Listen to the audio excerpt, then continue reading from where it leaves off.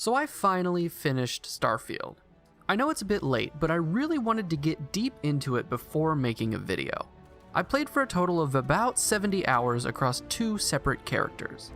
There's a lot to talk about regarding many of the ups and downs I experienced throughout my playtime. Overall, it was positive, and I will be returning to Starfield again and again for quite a while. In fact, I still have a long list of side quests I never got to, as I ended up having to focus hard on the main quest to get this video done by this week. It's been pretty crazy seeing all of the discussion surrounding the game. I've seen a lot of polarization these past few weeks and even more criticism.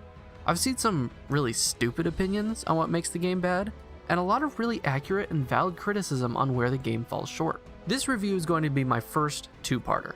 I wanted to keep it all in one, but I have so much to say about the story that this script was starting to get very, very long. So today we will be talking about the majority of the game mechanics, what I like and dislike, as well as some non-spoiler lore tidbits I enjoyed. However, in regard to some mechanics, there will be slight spoilers. When we come to it, I will give a spoiler warning. Next Friday will be all about story, major lore, new game plus, and all of the spoilers. Like the title says, I do love this game. Even with my frustrations at a lot of the mechanics, I still had an incredible time venturing into the Starfield and came away happy. Despite what some people may think, considering I like the game, I would not consider myself a Bethesda fanboy by any means. In fact, I've only played 3 official Bethesda Game Studios games. Also New Vegas, but that was developed by Obsidian and it doesn't count. To tell you the truth, I don't much care for Skyrim. It's a fine game, but the mechanics are so dated and clunky that it was exhausting. Plus, I'm not really the kind of person that goes for a medieval style fantasy, so it was difficult to hold my interest. I feel like there's a lot of criticism leveraged against Starfield based not on false promises, but false, albeit reasonable, expectations. With games like No Man's Sky and Elite Dangerous existing, when space exploration was mentioned, it was completely fair to assume it would be seamless travel and free exploration with something to see everywhere you go. But all that was never explicitly promised. To fairly judge the game, I feel, you need to remember that this is not a space exploration sim like No Man's Sky, but rather a story-based, character-driven RPG. Sacrifices have to be made somewhere, and to tell a compelling and, in my opinion, spectacular story, they left out some of the more ultra-loose sandboxy elements. The key here is the difference between space game and game set in space. The former is your No Man's Skies, Elite Dangerouses, and Everspaces. The latter being games like The Outer Worlds and Starfield. It's fine to be disappointed that the game isn't what you expected, but it simply is not fair to paint it as more of Bethesda's lies. If you tried Starfield and felt it was empty or not fantastical or deep enough in exploration and discovery, allow me to highly recommend you do try No Man's Sky.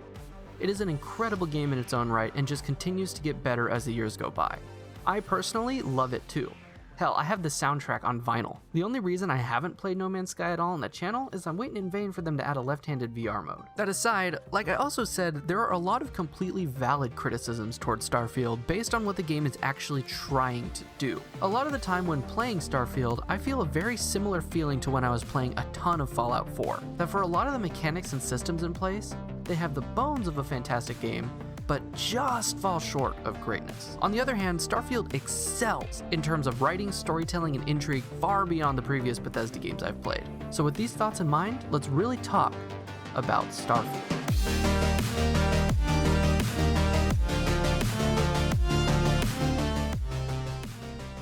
Let's start at the beginning. So basically, at the start of time, all matter and light exploded from a single point, expanding rapidly to create the universe. No, I'm kidding. That's too far back. We can skip all that. Starfield begins casually, slowly. You're a new addition to a mining team excavating a site on the moon of Vectera. For you, a green, inexperienced Dusty, just another day, just another job, just another paycheck. In what is likely a shocking violation of OSHA regulations, you are, as the new hire, voluntold to retrieve a mysterious and anomalous piece of metal. Of course, because your probation period isn't up and the Freestar Collective has a right-to-work philosophy, no matter how confused or terrified you are, you must collect it or risk next month's rent. At this moment, you are innocent, pure, as one would say, not privy to the knowledge that your entire life direction is about to change. With a simple touch, nothing will ever be the same again.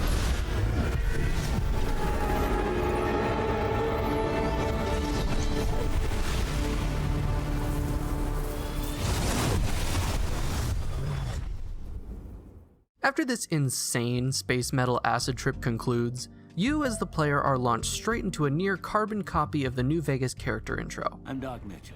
Welcome to Good Springs. And set upon creating your character. Overall, I like this new creator system. It feels like a good mix between the Fallout 4 creator with free-range face morphing and the Skyrim system of presets and sliders. It helps that they have finally made character models that don't look like melted wax or weirdly mobile mannequins. The one complaint I can really make is that I much prefer how Fallout 4 handled facial cosmetics. There you can add any and all types of scarring, blemishes, makeup, what have you. But here you get one, maybe two particular choices of each.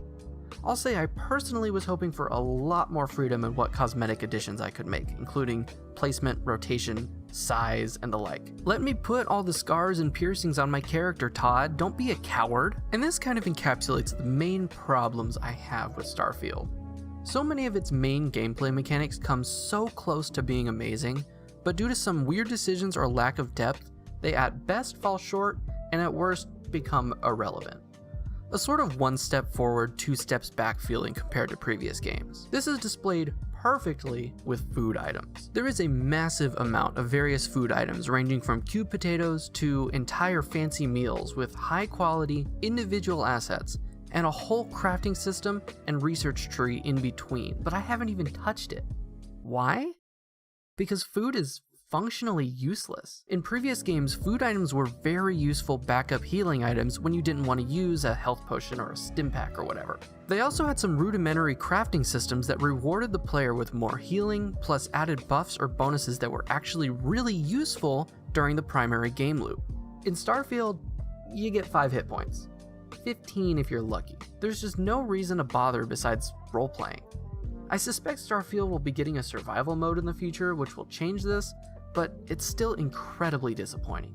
In that same vein, it was borderline insulting when I found out that vacuum tape does not in fact grant you adhesive, or the fact that you can't break down junk objects at all for resources. After Fallout 4 and 76 having that be like the main focus of gameplay, it just felt wrong to not collect every little thing. Now that I've completed the game, with all the other systems in place regarding crafting, this is probably for the best. There is a lack of functionally infinite storage space for crafting materials, and all of those extra miscellaneous objects would end up just taking up a lot of space. However, I do have a little love-hate relationship with this concept. On one hand, not having one place where you can put all your crafting materials for later use makes me want to jump out an airlock without a spacesuit. But on the other hand, it made me a lot more strategic about what I gather for later use. The bigger issue is it is immensely difficult to keep track of what you need at a given time. You can mark materials for gathering, but there's so many that you'll end up with a list longer than the time it will take to release the Elder Scrolls 6. This could be mitigated with a blueprint menu in the inventory, similar to the ones games like Satisfactory or Subnautica have, so wherever you are, you can quickly check what materials you need for the specific thing you are trying to craft.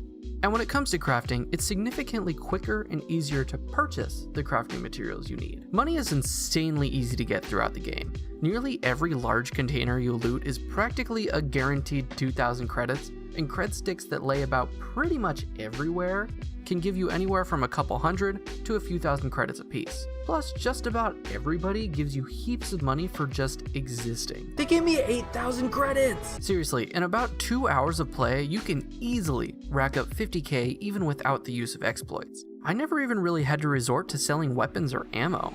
I know a lot of people did though, and there are complaints about vendors having very low amounts of money, but I consistently ended up with a lot of credits, which was great because I could go and upgrade my ship without worrying too much about running out of money. Speaking of, the ability to customize ships is pretty damn cool, but a bit busted at times.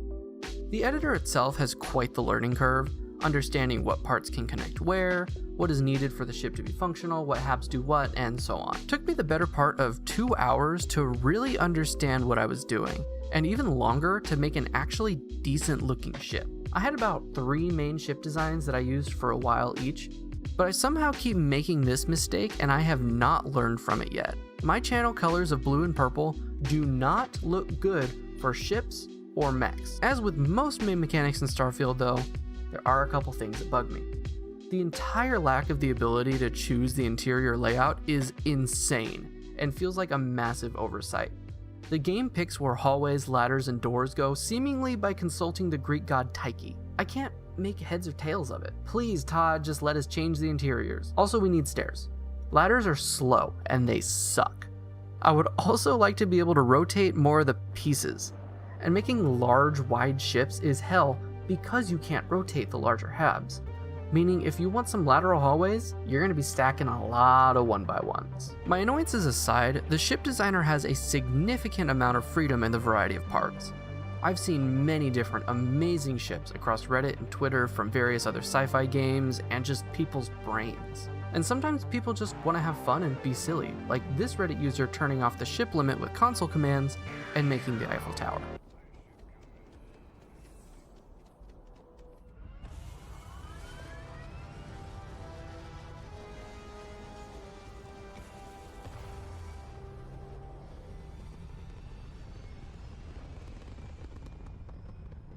At the start of the game, I kind of hated the ship combat. The maneuverability of the ships felt like I was trying to steer a cement truck in a Cat 5 Hurricane, and the weapons would barely scratch the paint on a standard spacer ship. Word of advice to everyone, since you'll likely be taking piloting anyway, spacebar is the button to hold to use the maneuvering thrusters. It ups your mobility and turn speed so much, I was suddenly Han Solo. Once I got my ship built up with good weapons and thrusters, I was having a great time, zooming around and turning spacers and pirates into dust. I haven't boarded an enemy combatant in so long because they die so quickly. Likewise, the ground combat took a while to get into, but it's pretty decent as well. When you begin, enemies feel extraordinarily bullet spongy, which honestly sucks. The weapons do so little damage in general that it feels like you're shooting Nerf darts at them. But as you level up, upgrade your perks, and find new, better weapons, the playing field evens out and the combat becomes more satisfying. And the gunplay has improved from the last two Fallout games. It's not a huge change, but it does feel tighter and more responsive for the most part. I've noticed some weird hitboxes regarding environments and specifically railings, but that's more of a collision issue and less a gunplay issue. When you're able to actually hit your enemies though, just like previous games, there is nothing like stealthily picking off a group of pirates one by one with a suppressed sniper until you inevitably fuck up, miss a shot, and alert the rest of the compound. While we're on the subject, is it just me or is sneaking completely useless? I've only taken one perk of sneak, and it feels like it has done nothing of value. Enemies seem to see, hear, or smell me through walls and around corners even while I'm crouched and moving as slow as I possibly can. And the AI seems to hive mind together. So if I get spotted by one person, suddenly they all know exactly where I am. This is especially frustrating when I'm trying to get through a dungeon that is much higher than my level. I actually had to bail out of a couple areas for the first time in one of these games because it was impossible to stealth around for the bonuses. I've been hearing that it might be bugged, but it seems like nobody is sure. I've since installed the Stealth Reworked mod and it seems to be much better with it. I've seen a lot of people talk about the performance, especially on PC, being awful. Now, I don't have much of a frame of reference, but it seems a little odd because it runs perfectly fine for me. I'm working with the Ryzen 9 5900X and a 3060, and I can run high to ultra at 1080p 60 FPS just fine for the most part. I did have to drop the graphics to like a low high, high medium for the bit near the end of the game, but so many people were talking about it being unplayably laggy. Am I the asshole here? Is it because I'm not running at 1440p? Or is this another Cyberpunk thing where people are loading it onto an ancient HDD and are confused as to why it's not working? By the way, if you don't know, pretty much any modern AAA game at this point will need to be loaded on an SSD, because modern engines rely heavily on that fast read-write time for loading objects and textures and such. Putting these games on an older HDD will mean you have a bad time. That said, holy shit, AAA companies, optimize your games. Despite me getting lucky with the game running well, I still know for a fact that the optimization has pretty much been thrown out the window in modern AAA practices and needs to be given more attention. Not everyone can afford to drop 1K for a new rig, Todd. You may need to upgrade your PC for this game. A lot of my absolute favorite parts of this game, besides the main narrative, are the random bits and pieces of gameplay mechanics, lore, and side quests that you happen upon while playing. We all at this point know about the different celestial bodies having varied gravity based on size and density. To me, this is a neat little mechanic that makes traversing different planets feel pretty cool. Some planets you can nearly fly around with a jump pack, and others you have to be very careful about what you jump off of. Something I noticed that I haven't seen many people talk about is that the strength of gravity affects the oxygen drain rate while sprinting. And speaking of gravity, apparently this is a controversial statement, but I love the zero grav fights. I feel they break up the standard boots on the ground firefights and add a layer of dimension for the shooting loop. For example, early on, I stumbled upon a large derelict freighter that had been overrun by pirates. Now this wasn't the interesting part. Evidently, the artificial gravity generator had been damaged and was on the fritz, making the ship cycle back and forth between 0G and normal gravity. It was something I had never really experienced in a first-person shooter like this, and it was wonderful. I was enthralled through the entire ship, using the 0G moments to navigate through busted elevator shafts and through engines, while making use of cover while the gravity was on to eliminate my adversaries. While in 0G, you can press the sprint button to boost forward if you have a boost pack, allowing you to close the distance very quickly to an enemy if need be, which, as demonstrated here, works very well in conjunction with a shotgun. Starfield has some surprisingly consistent lore tidbits when it comes to rectifying enemy strengths mechanically and story-wise. The one that sticks out most to me is the heat leeches. At the abandoned facility on Crete, you can find a terminal that talks about them and how they are practically immune to heat and regularly thrive within ship engines of all places. To test this, I attempted to blow up an explosive barrel next to a heat leech, and lo and behold, it took no damage whatsoever. I know this is a simple thing, and maybe I'm easily entertained, but I got a kick out of it. Many times I come across smaller side quests or random encounters that really filled out the universe and gave me a sense that it was alive. I actually quite like the exploration for some reason. I genuinely can't explain why, because trudging along the 15th barren planet in a row to a marker for a natural landmark isn't exactly engaging, but I spent a good 6 to 8 hours in my second week of playing just surveying random planet after random planet. This is the main reason why I had to rush the main quest this week and skip out on some big side quests. Maybe it was the XP gain or my brain just really liked checking off all the resources and features, but I kept getting caught up in this loop of scan, scan, scan. Despite this, the exploration of planets and outpost building could have been so much better, and I feel like huge aspects of them ended up being missed opportunities. I think Bethesda really missed the bus when it comes to ground vehicles, or rather, the lack thereof. Some would argue that the distances and negative space on the planets between the ship landing zone and your target location when you land are necessary, and I agree to a point, but eventually I am sick and fucking tired of having to just walk for at least 5 minutes every single goddamn time I want to get to a point of interest. And it gets even more annoying when I finally arrive and it's the exact same facility I've seen so many times already that I've accidentally memorized the placement of every enemy. Man, I just want a space motorcycle or speeder bike. Skyrim had horses. How hard can it really be? And don't even get me started on outposts. Bethesda, how the hell did you make base building worse? Yeah, the settlement system in Fallout 4 was clunky and annoying, but aside from a couple specific things, Starfield's system feels like a massively stripped down version. They took away fine rotation by moving the camera, so trying to precisely rotate an object to be parallel to a wall is nigh impossible.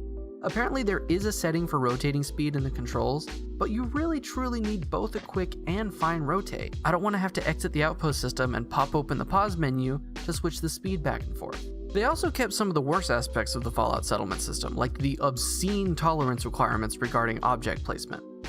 Look, as soon as modding tools are available, somebody's going to make a Place Everywhere mod, and everyone is going to download it.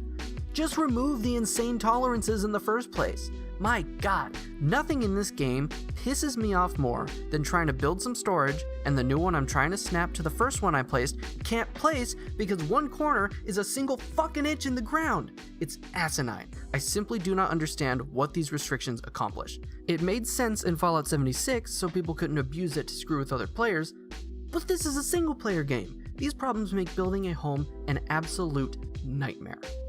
Even without a Place Everywhere mod, the majority of the time I have logged in Fallout 4 is in the settlements. I love base building. It is so nice being able to create a player home in the way I want it. But I can't even have that freedom here because the only structure items you have are these huge, sterile, and restrictive habitat modules. Maybe I'm missing something, I don't know. But this really is the biggest disappointment for me. Though, there are a couple things they improved on that I am a big fan of. Power cables as well as resource transfer lines are completely invisible and can stretch the length of the build zone, so you don't have to worry about proper cabling, which is nice. Also, they really stepped up the furniture and decoration game. which ends up just angering me more because it's such a pain in the ass to set them up in the way I want to.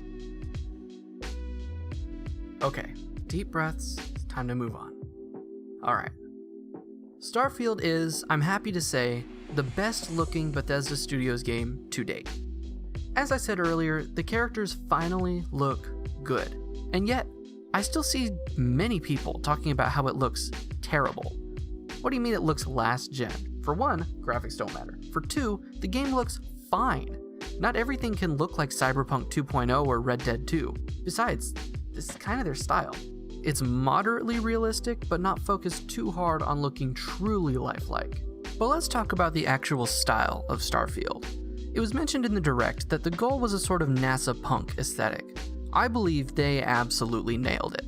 The ship designs feel completely plausible yet futuristic, and while some manufacturers make some goofy looking structural parts, you can pretty much always end up with a fantastic looking ship. I love that besides the starborn designs, they kept a rustic, almost grounded approach to everything, and didn't stray too far into full science fiction.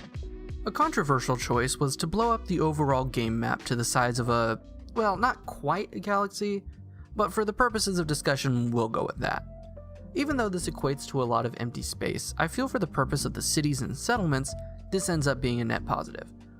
Unlike cities in previous games, namely ones like Diamond City in Fallout 4 or Whiterun in Skyrim, these locations are huge and full of life. New Atlantis is a little bit sectioned off, but still feels much larger than anything I've seen here previously. Aquila City, on the other hand, feels like a true Old West city, modernized for the space age. It's complex, layered, and full of people, and with surprisingly less load zones than I expected. This is small and probably not impressive, but I was shocked when I went to step outside Aquila City during the Ashta quest, and there wasn't a load zone from inside to the outside. Due to the amount of persistent physics objects and NPCs and stuff running in the background, Bethesda has to unfortunately utilize a lot of load zones to make sure the game just straight up works. If they went with the Cyberpunk approach, they would have to cut out a lot of the stuff people love Bethesda games for. But they seem to have optimized it off quite a bit, allowing for these zones to be bigger and encompass more stuff. The weapon models and variety are leagues beyond previous Bethsoft shooters, in my opinion. They all feel unique and match their respective faction aesthetics as well. Same goes for armor. Now, I do have some issue with Starfield's armor system, though it's more because I hyped my expectations up a bit much. Armor for this game consists of normal apparel, a spacesuit, helmet, and backpack. So it's closer to a sort of Fallout 3 style mix with Skyrim, but I was really hoping for more customization, similar to what I wanted out of the character creator. It's disappointing to me, personally, but not necessarily a bad thing. There's a lot to keep track of already, and a complicated armor system would likely convolute things too far. It honestly feels a bit weird to not have an on-person or in-ship radio, especially since there is a radio news station in the game. After playing so much Fallout, traversing a barren desert without themed music feels empty. However, without that, you get to experience so much more of the amazing sound design Starfield has to offer. The massive score is composed yet again by the legendary Enon Zur, and goddamn, he knocked it out of the fucking park yet again. It is a perfect blend of what we know of his compositions from Fallout and the etherealness of space. Every track is well placed and used, and they sound amazing. There's even a few that feel lifted straight out of Fallout 4. The one coming to mind for me is the one I keep hearing while in the shipbuilder. I'm not sure if that's the shipbuilder itself or the planet that I'm on when I'm using the shipbuilder, but it's great nevertheless. It's a combination of nostalgia and a yearning for the future. Truly magnificent. The same can be said for the majority of the in-game sound design. The ship and ship weapons feel heavy and powerful, the engines burn through your brain as if you're really there, and all the technological beeps and alert noises are just lovely. The weakest in terms of Starfield sound design are unfortunately the ground weapons. To me, a lot of the ballistic firearms sound very samey and could honestly use a bit more punch, but the laser weapons sound phenomenal. Sound goes a long way to sell the sci-fi feel, and Bethesda really did nail it, mostly. It's just unfortunate that the laser weapons sound the best because they kind of suck mechanically. And now for a big, bright spoiler warning for this next section. If you want to avoid the spoilers, you can duck out now. This is the last thing I'm going to talk about. Go on, it's okay, I'll wait. They gone? They're gone. Cool, okay. Starborn powers and temples. I feel like this idea was very half-baked, to be completely honest. At least to my playstyle, the majority of the powers are pretty useless. I've enjoyed using the solar flare, gravity push, the anti-gravity field, and the time slow, and it's clear that they're homaging the Skyrim shouts, but so many of them are just not fun or frankly useful. And my god, Bethesda, y'all made Skyrim. How in the hell did you manage to make the mystical power-granting temples so absolutely boring? Every single one is the same. Fly to planet, land, walk 300 to 700 meters, maybe fight a level 6 terramorph outside, float around and go into things? I'm honestly still not sure what this puzzle is supposed to be. Enter the big ring, get power, fight one enemy. That's it. Again, and again, and again. These should have been amazing dungeons with enemies, lore, and treasures, but instead it's just a fucking dome. And again, for the most part, it isn't even worth it. Missed potential. So much of Starfield comes so close to it being truly amazing.